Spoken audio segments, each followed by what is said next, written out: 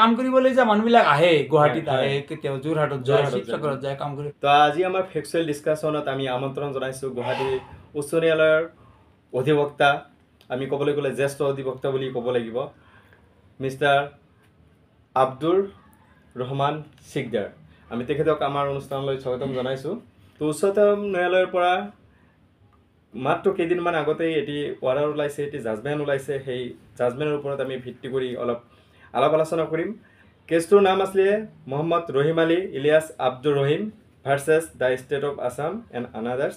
তো সেইদিনা অৰ্ডাৰ হৈছে, আমি ছাৰক সেইখিনি কথাই হয়তো সুধিবলৈ যত্ন কৰিম যে ছাৰ, এই মহামান্য আদালতে যি অৰ্ডাৰ কৰিছে, হয়তো সুপ্ৰিম কোৰ্টে আগতেও বহুত অৰ্ডাৰ পাছ কৰিছে এই ডিভোটাৰ লৈ বা বিদেশী লৈ কেনে, মানে বাংলাদেশী বুলি কৈ কেনে যিবোৰ অৰ্ডাৰ পাছ কৰিছে।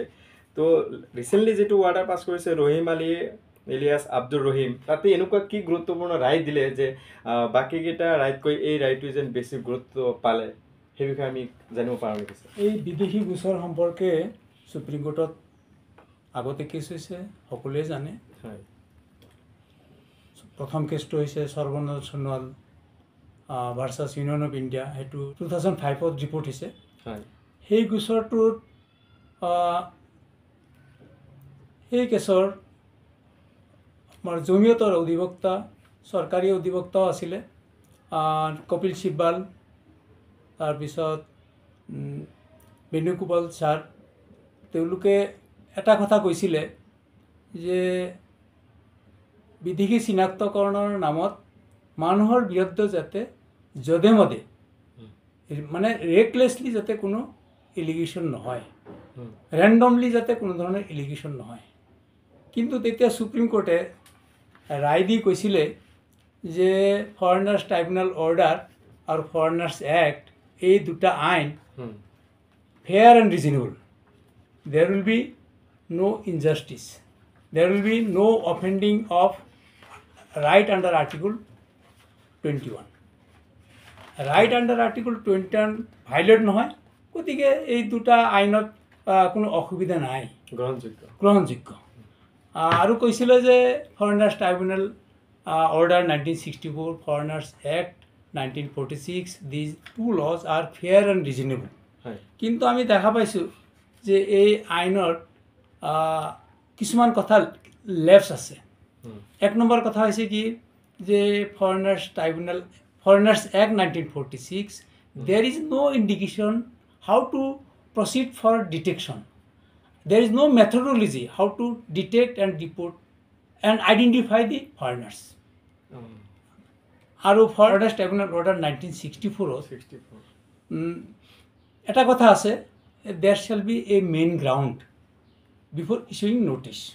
কিন্তু মেইন নোটিসটো, মেইন গ্ৰাউন্ডসটো কি তাৰ কিন্তু এক্সপ্লেনেশন তাতে নাই। আৰু কেছবিলাক কেনেকৈ আহিব, কি বেচিছত ৰেজিষ্টাৰ হ'ব, বা কেছ অহাৰ আগত যিটো ইনভেষ্টিগেশ্যনৰ যিটো ষ্টৰি, সেই সম্পৰ্কে একো কথা নাই, মানে কোনো উৎস নাই বুলি, কোনো উৎস নাই। গতিকে there is a serious lapse in the foreigners tribunal order 1964 also'.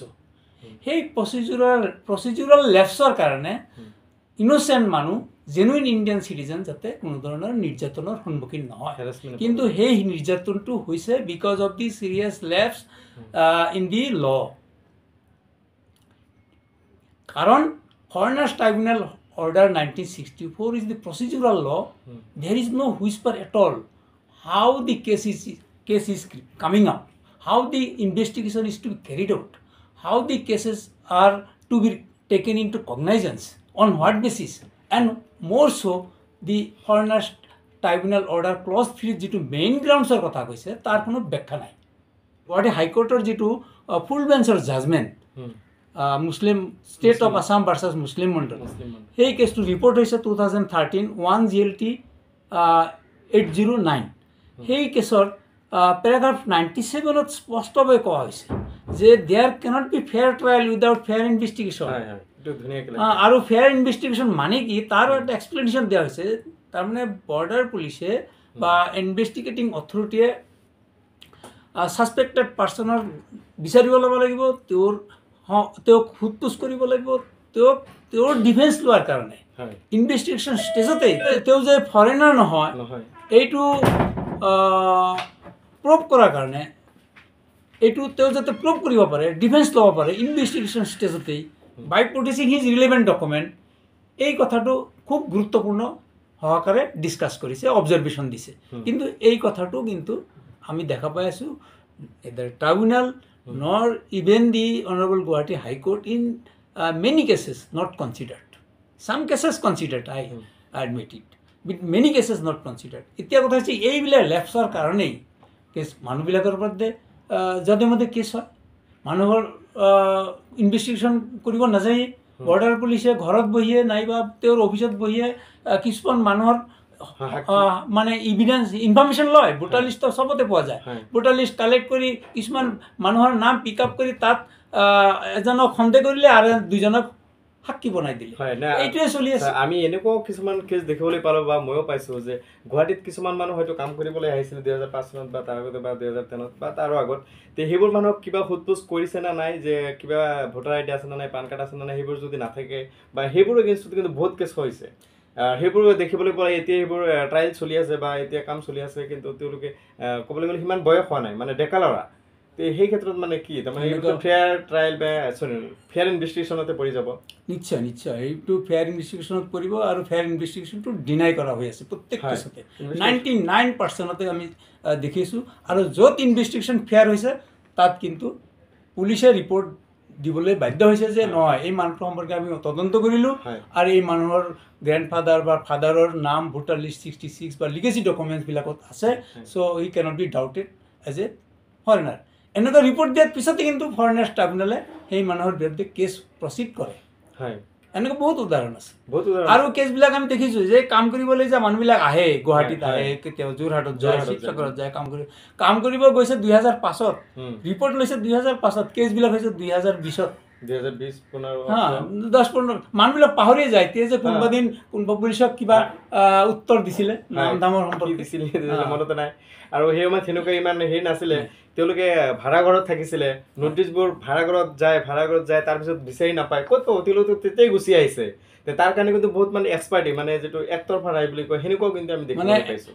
এই সম্পৰ্কে বহুত উদাহৰণ আছে চবতকৈ এটা উদাহৰণ মই মানে দিওঁ চমক লগা উদাহৰণ সেইটো হৈছে সোনাউল্লাৰ case Sanaullah was an army officer যি সময়ত তেওঁৰ বিৰুদ্ধে ইনভেষ্টিগেশ্যন কৰিছে সেই সময়ত তেওঁ মণিপুৰৰ ডিউটিত আছিলে আৰু তেওঁক দেখুৱাইছে কি তেওঁ এটা লেবাৰাৰ আৰু ইনভেষ্টিগেশ্যন ৰিপৰ্ট পুলিচৰ ষ্টেটমেণ্ট লৈ তেওঁৰ থাম লৈছে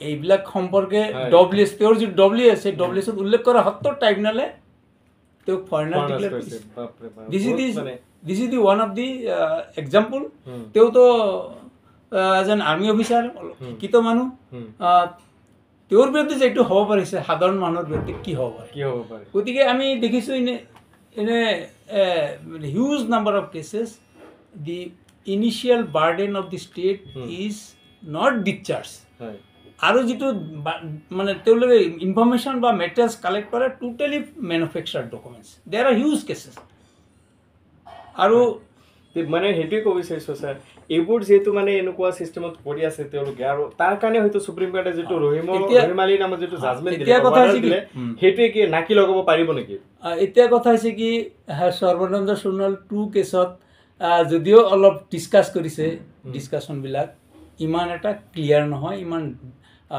ইলাবোৰেট নহয় এতিয়া এই জাজমেণ্টটোত কিন্তু অলপ ডিছকাছ কৰিছে এটা মানে আমি ক'ম মানে মোটামুটিভাৱে এটা ডিটেইল ডিছকাশ্যন কৰিছে তাতে কোৱা হৈছে পেৰাগ্ৰাফ 34ত যে burden section 9 of the foreigners act যদিও পাৱাৰ দিছে যে মানে ইনভেষ্টিগেশ্যন কৰি মানুহৰ বিৰুদ্ধে কেছ ৰেজিষ্টাৰ কৰাৰ কাৰণে বা মানুহক ডাউট কৰাৰ কাৰণে বা প্ৰচিডিং হোৱাৰ কাৰণে যিটো দিছে যে burden of proof is on the proceed এইটো কথা কোৱা হৈছে ছেকশ্যন 9ত কিন্তু হ'লেও সুপ্ৰিম কোৰ্টে কৈছে এই বাৰ্ডেন থাকিলেও তুমি যধে মধে মানুহৰ বিৰুদ্ধে কেছ আনিব নোৱাৰা you cannot randomly pick up a person সেই কথাটো কৈছে লাইনটো এনেকুৱা the question in that does not question is that does section 9 of the act empower the executive to pick a person at random, knock at his her their door, tell him her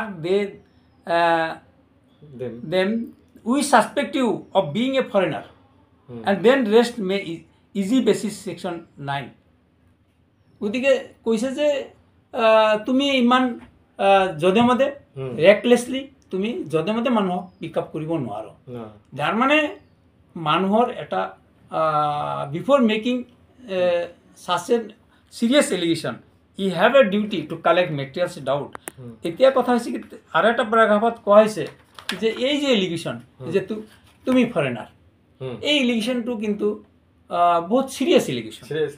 তাতে supreme কোর্টের paragraph 97 ধুনিয়াকে লিখিছে, in the absence of any basic primary material it cannot be left to the untrammelled or arbitrary discretion of the authorities to initiate a proceeding which have a life altering and very serious consequences for the persons basis hearsay or bald and vague allegations. তার মানে এটা কাবাৰ পৰা তুমি কিবা information লোৱা বুলি দেখুৱালা, কাবাৰ পৰা তুমি এটা শুনিলা যে অমুকে মানুহ সন্দেহ মানুহৰ প্ৰতি সন্দেহ হয়, সেই বুলি তুমি তাৰ বিৰুদ্ধে এই ৰেফাৰেঞ্চ আনিব নোৱাৰো। প্যাৰাগ্ৰাফ 37 there shall be a specific materials doubting that person, materials of information তুমি কাবা কোনবাই কৈছে সেইটো ক'লেই নহ'ব, আৰু there shall be some basis, clear basis যে ডাউট কৰাৰ তথ্যটো থাকিব লাগিব, সেইটো নহ'লে তুমি মানুহৰ বিৰুদ্ধে জনমতে কেছ আনিব নোৱাৰো। এই কথাটো প্যাৰাগ্ৰাফ 97 ডিছকাছ কৰিছে।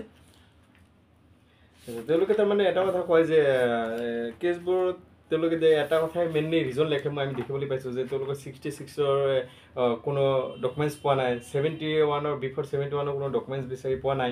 যদি তাৰমানে খুজিছিল না খুজিছে নাজানো, কিন্তু আমি তাৰমানে দেখা পাওঁ ফৰ্মত যিবোৰ থাকে ইনভেষ্টিগেশ্যন ফৰ্ম যিখন থাকে, কিন্তু তাৰপিছতো থাকে যে তেওঁ সেইবোৰ কাগজ আমাক প্ৰডিউচ কৰিব পৰা নাই কাৰণে তেওঁৰ এগেইনষ্টত এই কেছখন ৰেজিষ্টাৰ কৰা হ'ল আৰু ট্ৰাইব্যুনেলত পঠাই দিয়ে। ইনভেষ্টিগেশ্যন অফিচাৰ মানে ইনভেষ্টিগেশ্যন কৰা বা ডাউট কৰা দুটা এজেঞ্চি আছে, এটা হৈছে LBO ইনভেষ্টিগেশ্যন কৰিব আৰু ERO ৰেফাৰেঞ্চ ৰিপৰ্ট দিব, আৰু এটা আছে মানে বৰ্ডাৰ পুলিচৰ থ্ৰু দি হ'ব, বৰ্ডাৰ SI এনকুৱাৰী কৰিব আৰু SP বৰ্ডাৰে ৰেফাৰেঞ্চ দিব। এতিয়া আমি দেখা পাই আছোঁ যিবিলাক ERO দিয়া ইলেক্ট্ৰল ৰেজিষ্টাৰিং অফিচাৰে দিয়া যিবিলাক ৰেফাৰেঞ্চ, তাত আমি দেখিছোঁ যে 90% কেছতে যিটো ইনভেষ্টিগেশ্যন ৰিপৰ্ট সেইটো ব্লেংক। তাতে 16টা কলম আছে, 16টা আছে নাম, হাজবেণ্ডছ নেম আৰু ফাদাৰ্ছ নেম আৰু বয়স অমুক তমুক এইবিলাক কথা আছে, কিন্তু কলমবিলাক 16টা কলমৰ আগত বহুত চাব কলম আছে।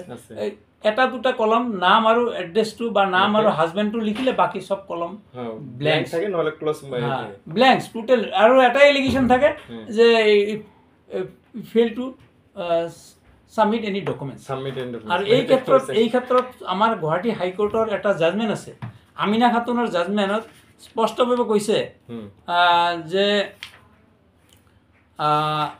when documents are blank that means the investigation is not proper। এটা অবজারভেশনটা এনেকুৱা আছে যে if the LBO report is the basis of doubt on the citizenship of a person and the LBO report is devoid of any particular or any fact for the matter may that matter any remark or observation the said reference cannot be said to have been made after proper application of mind।